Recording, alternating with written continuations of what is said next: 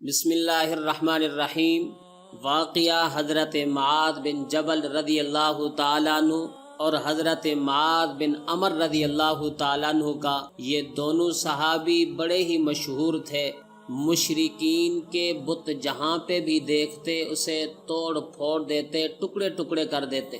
اگر لکڑی کا بت ہوتا تو اس کے ٹکڑے ٹکڑے کر کے لکڑیاں بنا کر کسی غریب اور بیوہ عورت کو دے دیتے۔ معاذ بن عمر رضی اللہ تعالیٰ عنہ کے والد حالت کفر میں اپنی قوم کے سردار تھے۔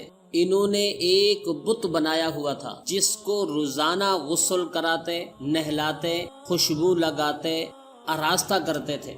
لیکن رات کے وقت یہ دونوں صحابی معاذ بن جبل، معاذ بن عمر روزانہ رات کو آتے، اسی بت کو اوندھا کر کے نجاست میں آلودہ کر دیتے، اور یہ عمر بن جمو رات پھر صبح کو اٹھتے، پھر اس کو نہلاتے، غسل کراتے، خوشبو لگاتے۔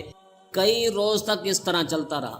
ایک رات عمر بن جمو اپنے بت کے پاس تلوار کو رکھ دیا اور کہا کہ جو بھی تجھے رات کو ستائے، تکلیف دے، اس تلوار کے ساتھ تو نے اس کو قتل کر دینا ہے، تو نے اپنی حفاظت کرنی۔ لیکن وہ تھا تو بت، وہ کیسے حفاظت کرتا؟